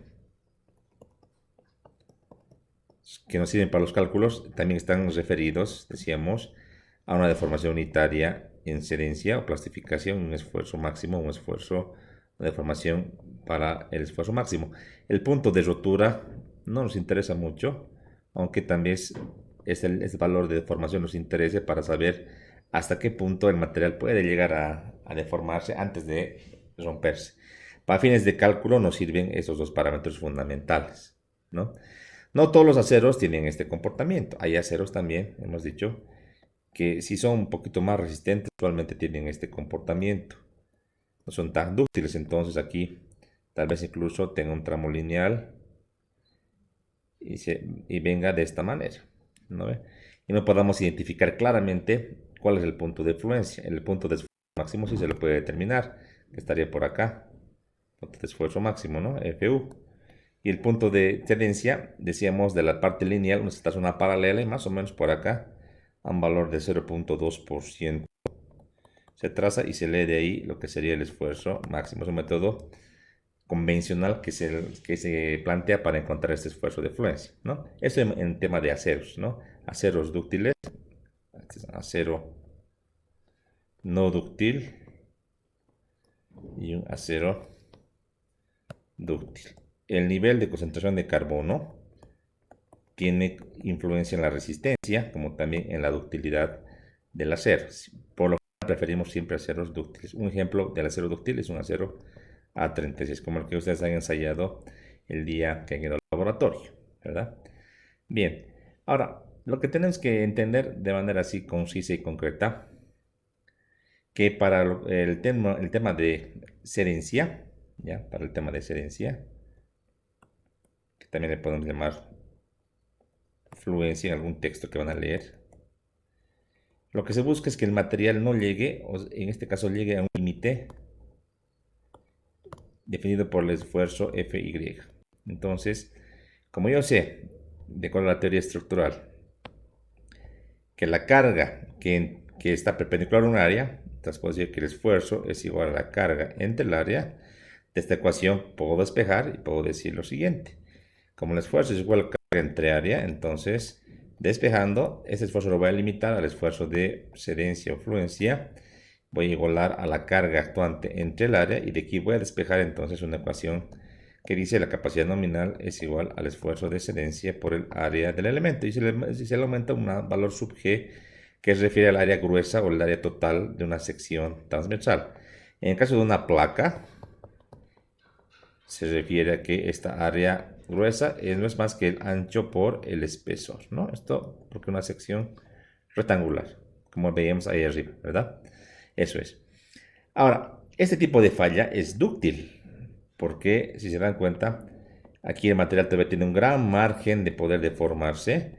La falla no es súbita, simplemente ante la sedencia, físicamente hablando, como han visto ustedes en el ensayo, lo que pasa es que el material que tenía este tamaño inicialmente tiende a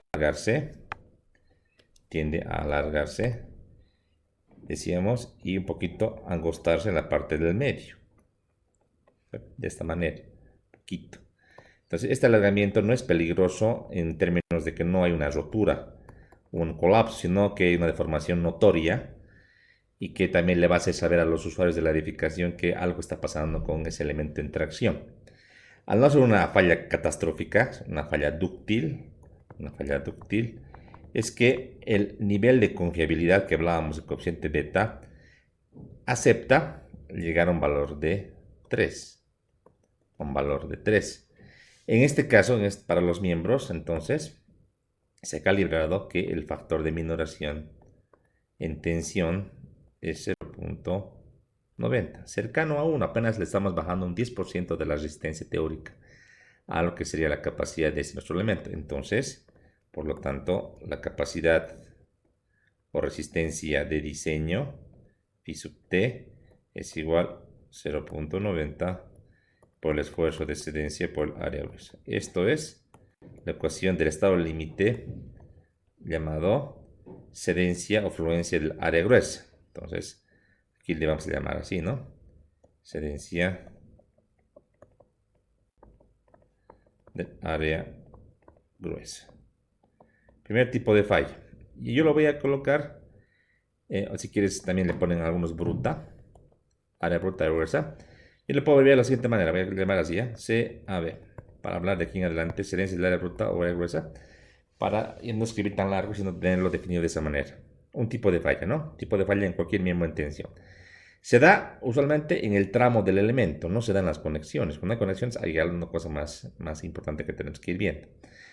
Otro tipo de falla que ustedes también lo conocen de las resistencias materiales es la ruptura. Un tipo de falla es la ruptura. Esta ruptura tiene que ver o está asociada a lo que sería lugares críticos o lugares débiles. ¿Todavía se puede ver la pantalla? ¿Estamos todavía en línea? Sí, todavía se puede ver. ¿Cuál sería un lugar crítico débil en un miembro en tracción? ¿Cuál sería un lugar crítico, según ustedes? este mismo elemento, ahora un poquito más largo lo voy a hacer, porque de hecho un miembro para transmitir su fuerza a otro elemento lo hace a través de las conexiones. Entonces, si aquí voy a suponer un pasadorcito, aquí otro pasadorcito, entonces, suponiendo que tenemos otro elemento, lo haré con color blanco, un otro elemento que va a conectarse a este elemento principal. Aquí un otro elemento también similar, por favor, para entenderlo así. Entonces yo puedo decir, bueno, si este elemento está sometido a esta fuerza de tensión T, para transmitir esta fuerza a este elemento, entonces va a hacer un recorrido, va a empezar de este lado derecho, va a recorrer todas las secciones del elemento hasta llegar en ámbitos de esta conexión, va a llegar acá justamente, ¿no? Entonces, pues la parte crítica o lugar débil de este miembro está en ámbitos de este lugar de la conexión, aquí justamente. Entonces, lo que yo puedo hacer es sacar una vista un poco más grande y decir lo siguiente. Entonces, hago un cortecito solo de este elemento, coloco la fuerza de tensión T y voy a colocar esa perforación. Si voy a conectar con un pasador o con un perno o con un roblón, que el roblón ya no se hace, perno o pasador, y supongo que es solamente un hito, entonces tengo que colocar aquí este pasadorcito. Y si me fijo, todas las áreas hasta llegar a este lugar, todas las áreas, por ejemplo esta área, sección BB le voy a llamar, sección BB, tiene obviamente una sección como la que estoy dibujando ahorita, que tiene un ancho y tiene un espesor. Pero cuando yo dibujo una sección justamente en la parte del diámetro del hueco dejado por ese perno pasador, sección CC le voy a llamar. Entonces podré dibujar una sección que tiene igualmente el mismo ancho, el mismo espesor que este anterior, pero tiene ya pasando la parte central toda esta perforación, ¿no? Entonces aquí hablamos de un ancho neto. Hablamos de un ancho neto. El ancho neto toma en cuenta el ancho total menos ese ancho que le hemos descontado al perforar este hueco para poder colocar ese pasador. Convengamos de que para poder colocar un perno o un pasador hay que hacer una perforación, ¿verdad? Entonces le descontamos. Entonces la fuerza de tensión tiene que ser sujeta o tiene que estar absorbida por cualquier área que tengamos. Por ejemplo, esta área decíamos de la sección B, pero también por un área que pase justo por este eje, ¿no? Por este eje. Entonces ahí hablamos, para este caso particular, que la sección débil es el área neta. Área neta, entonces es la sección, el sector más debilitado o más débil de un miembro, ¿no? En este caso, matemáticamente, ¿cómo lo puedo calcular? Esta área neta. Podemos decir que esta área neta, así AN le voy a llamar, será el área bruta, área gruesa, así, descontándole el área de los agujeros o huecos que tenga. Haciendo cálculos, área gruesa sería el ancho por el espesor, ¿verdad? Menos el área de los huecos. Solo tengo un hueco multiplicado por el diámetro del agujero, ¿sí? Multiplicado por el espesor del elemento. Este diámetro del agujero es el diámetro del perno más un valor que se conoce como holgura, más una holgura que usualmente se conoce como una holgura estándar de un 16avo de pulgada. Esto es un valor estándar. Ustedes en resistencias materiales seguramente que han usado un valor de ¿cuánto? De aproximadamente 2 milímetros, ¿no? Un 16 de pulgada más o menos está en el orden de 1.8, algo así milímetros, ¿no? Es una holgura. Ya, entonces es la manera de calcular, por favor, para que se van a anotar D sub B, diámetro del perno o pasador si quieres. D sub H es el diámetro del hueco, ¿sí? Del hueco. El estándar es el diámetro del perno más 2 milímetros. Pero ahora viene el tema en este análisis de que al hacer este hueco se puede dañar. Si hacemos una vista un poquito más cercana de toda esa figura, entonces yo me voy a dar cuenta que en el ámbito justo cercano, si quieres un poco más grande, ahí sí, un cortecito, lo hagámoslo así, justo en el ámbito del hueco. Si me acerco con un microscopio, me voy a dar cuenta que todo este borde realmente no queda tan bueno y una parte que se ha ido mermando o se ha ido arrugando en cuanto a este es un espesor dado. Esa sección o ese anchito, como veis arrugado, un espesorcito adicional en la sección afectada. Se conoce por el punzonado. Actualmente, esta tecnología del punzonado a nivel mundial ha reemplazado con técnicas modernas, pero en Bolivia todavía hay máquinas que hacen el punzonado. Y al punzonar un espesor de una plancha se afecta, como les digo. Lo óptimo sería hacer un corte más moderno, por ejemplo, hay el famoso oxicorte, otro tipo de máquinas que hacen un corte, una perforación perfecta que evite ese daño, ¿no? Pero es una tecnología mucho más costosa y usualmente para espesores de planchas delgadas todavía se sigue utilizando la técnica del punzonado que afecta, ¿no?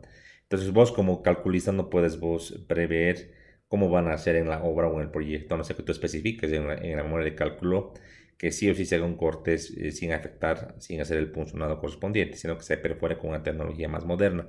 Pero para evitar problemas, mejor vámonos a tomar una margen de seguridad y decir la sección punzonada, entonces vamos a darle, y se ha estudiado de que aproximadamente esa parte dañada es un 16avo de pulgada, aproximadamente, en términos promedio. Entonces, realmente el diámetro de cálculo debería ser el diámetro del más un 16avo de el agujero estándar más un 16avo de esta parte de la sección punzonada. Entonces, en definitiva, el diámetro del agujero de cálculo será el diámetro del perno más un octavo de pulgada. Esto para todos los cálculos que ustedes realicen. Ya, hemos entrado en detalle, hemos visto cómo se calcula la área neta, ya tenemos entendido. Entonces, vamos a la ecuación. Entonces, de la ecuación que conocemos, de esfuerzo igual carga entre área, aquí despejamos y decimos, ahora entonces voy a llevar a la rotura esta parte, esta área neta, y lo que voy a hacer es llegar a un esfuerzo máximo del material. Voy a igualar a la capacidad nominal, en este caso entre el área neta. Despejando, la capacidad nominal será el esfuerzo máximo por el área neta. Ahí está la ecuación de la capacidad nominal para rotura del área neta. Para estos casos, se ha encontrado experimentalmente haciendo estudios un factor de confiabilidad, como es más crítico, falla, un factor de confiabilidad de 4.5, punto de tensión igual a 0.5 para este tipo de estado límite. Entonces, en definitiva, la capacidad de diseño o la resistencia de diseño en tensión para el estado límite del área neta es 0.75 por el esfuerzo por área neta. Directamente, este es lo que hay que utilizar. Entre a se llama sinónimo ruptura o rotura del área neta. Perdón, se me ha minimizado, se me ha cerrado. Qué bacana. Han podido ver hasta acá, ¿verdad? ¿Sí? Está reiniciando, dame un segundito.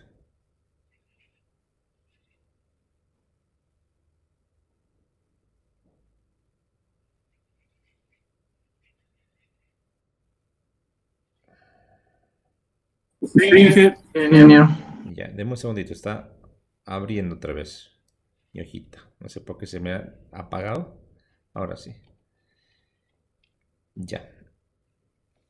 Entonces, sinónimo ruptura del área, decíamos, net.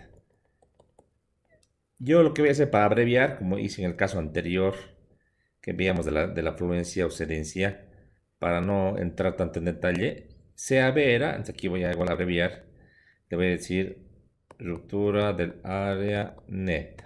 Le voy a llamar, ¿ya? Así es. Entonces, lo que yo quiero que ustedes vayan esta parte estudiando de lo que les he facilitado, ¿ya? Ahora solamente para que nos vayamos, les voy a hacer una pregunta. ¿Por qué motivo es rotura o fractura he elegido, le voy a marcar aquí, he elegido el phi de 0.75? ¿Por qué motivo? No me deja marcar. Un segundo, voy a buscar otro colorcito visible. Poco me deja. Ya, entonces nada más con textito. ¿Por qué motivo he elegido este valor de 0.75? Rotura. No, el valor de FU, perdón, FU en rotura. Y he elegido para la fluencia cedencia el valor de FY. Si voy a la curva tensión de formación, digamos que esta curva estoy usando para lo que es densidad bruta y el valor para altura, área net. ¿Alguien nos puede explicar? A ver, voy a sacar el curso. Por favor, al universitario, al estudiante.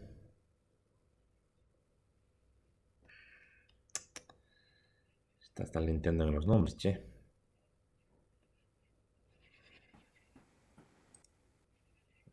Bueno, pues, Menos vos, pues tú sería eres, por lo que es el tú eres tipo experto. de falla, puesto que de frecuencia ya implica que el segundo. Hola, ¿me escucha, no, ingeniero? Te escucho, sí, te escucho. Ya. Tú ya tienes experiencia pues, en esto. Estoy así mi alumno. Pero yo les digo, así en facilito. ¿Por qué creen que manejamos FU para uno y FY para otro? ¿Cuál será el motivo? ¿Cuál será el motivo?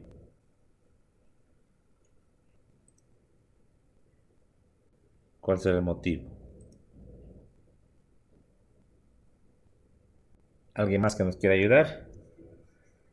Franco, Lucía, Franco estará en sala. Franco, Lucía. ¿Se está en sala Franco, Lucía? ¿No está? Entonces, Aguilar, Gary.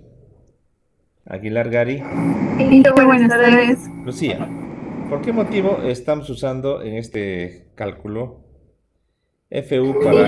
Buenas tardes, sí, estoy presente. Buenas tardes. La pregunta que te hacía, ¿por qué FU para ruptura y FY para cedencia? ¿Cuál será el motivo?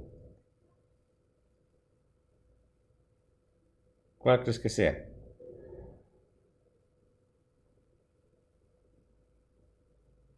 Lucía, ¿cuál es el motivo? ¿Por qué será? Disculpe, creo que está con un poco de lag. ¿Estoy con qué, perdón?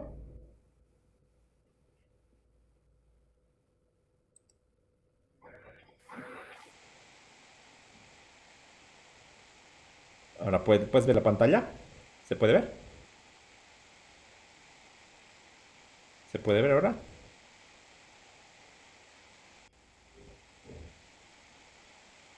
Ya. Bueno, yo les voy a decir por el por qué, ya van a escuchar. ¿Por qué será? Y para entender esta parte, por ejemplo, ¿qué les parece?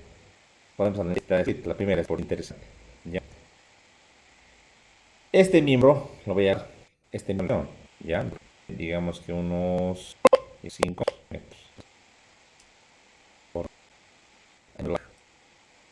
Voy a que sea mi no otra vez y les voy a explicar rapidito para poder acabar la clase. Que se me esté cortando así de esta manera. Pero es un tema que es ajeno a lo que yo quería explicarles. A ver, un segundo otra vez. Vamos a hacer el intento para restablecer la conexión.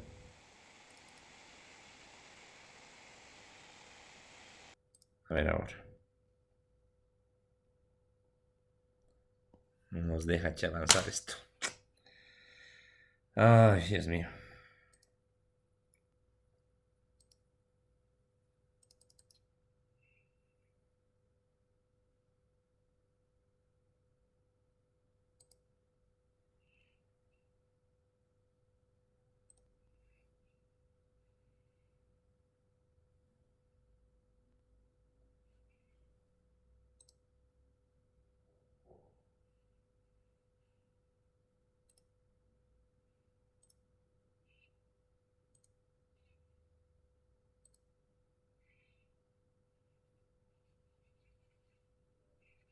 No nos deja, che, responder.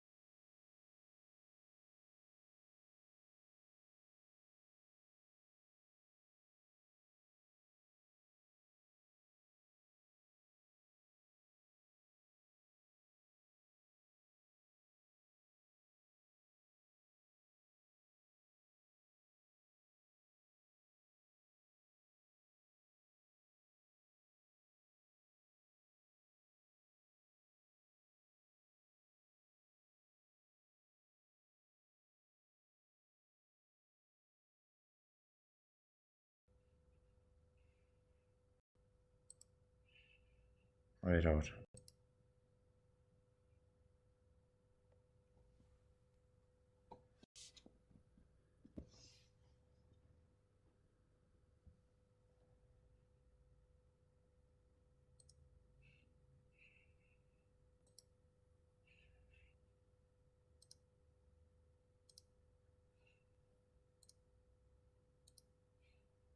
A ver ahora. Que me cachen. Podemos trabajar esto.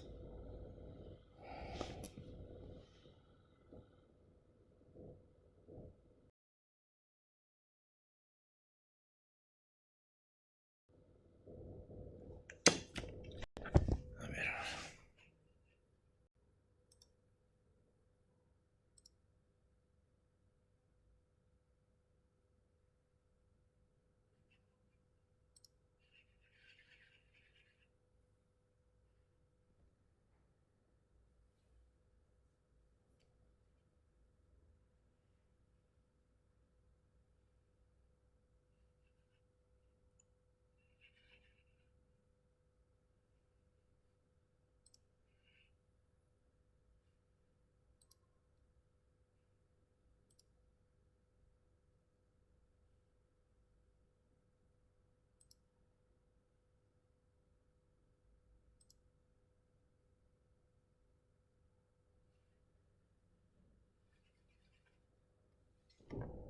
Qué bacana, che.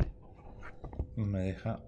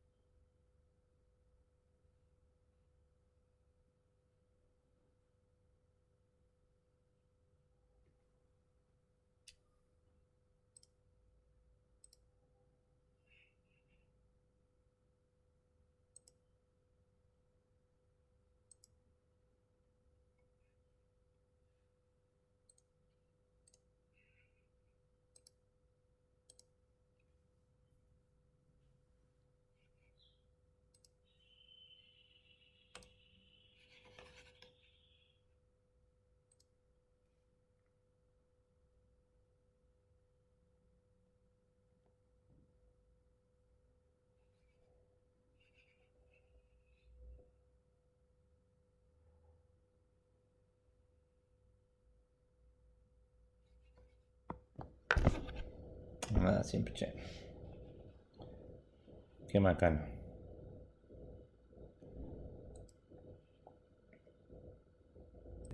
Que quede en la grabación.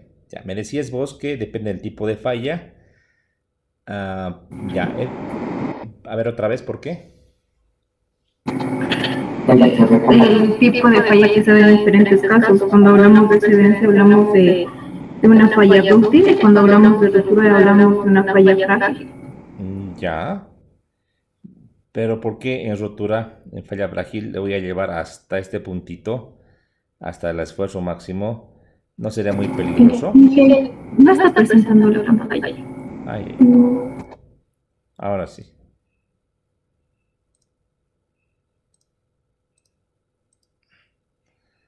Ahora sí, se puede ver, ¿no?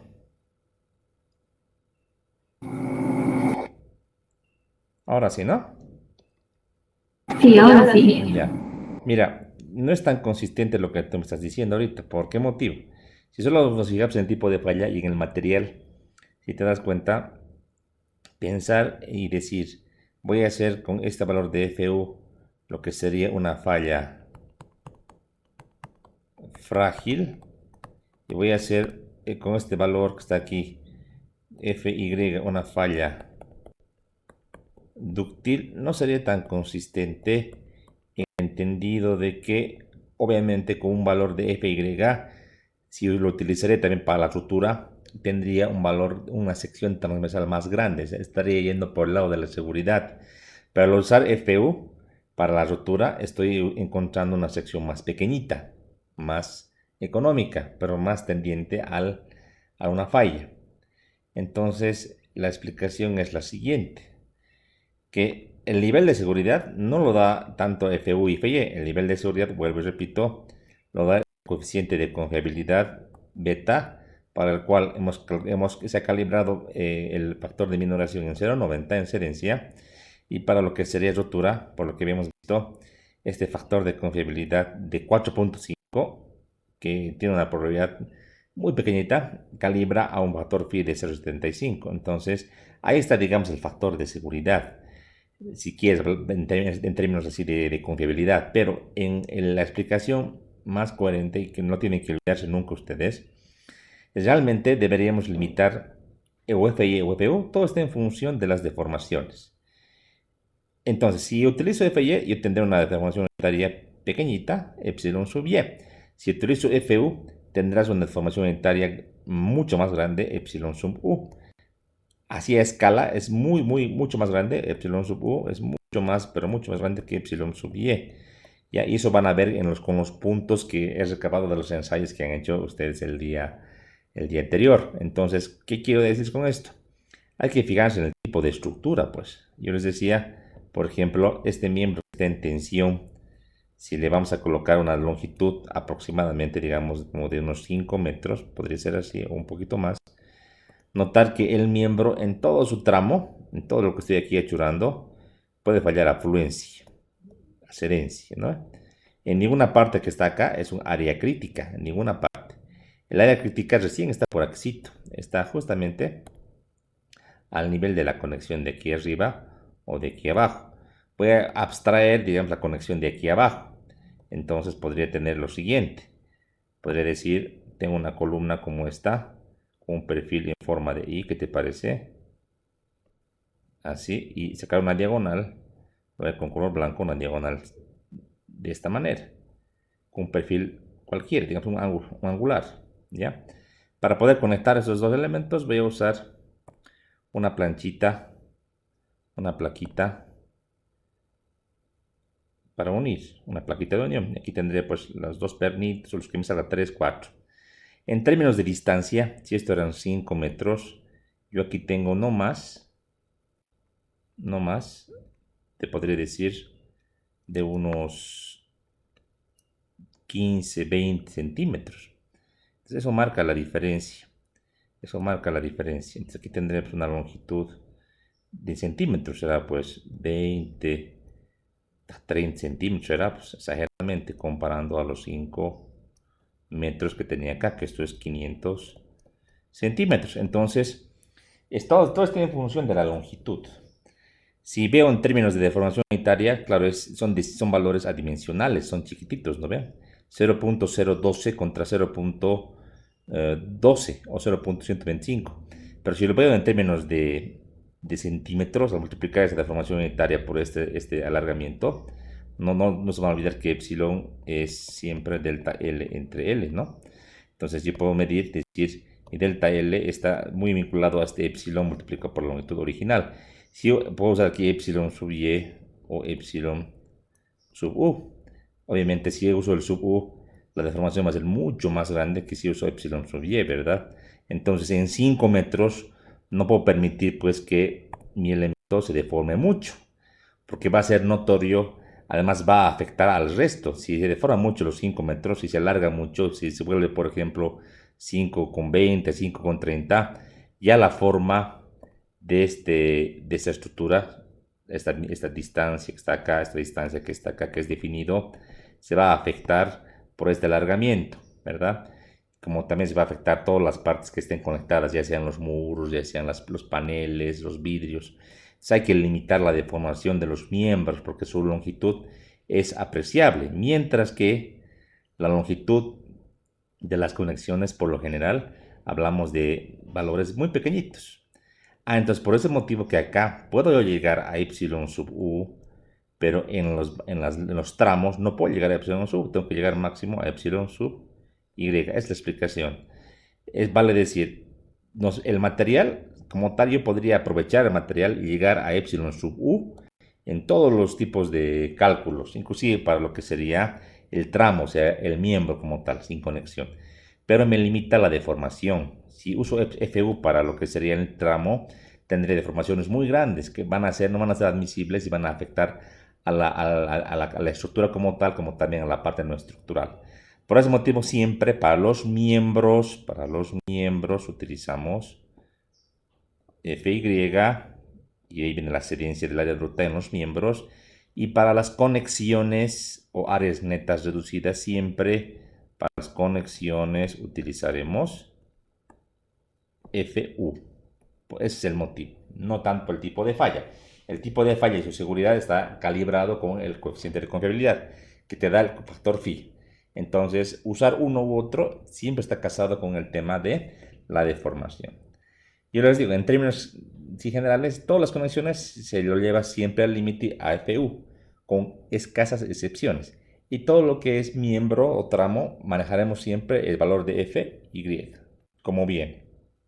Ahí está, entonces esa es la explicación que les quería dar. A mayor detalle pueden ver también los libros que les he facilitado.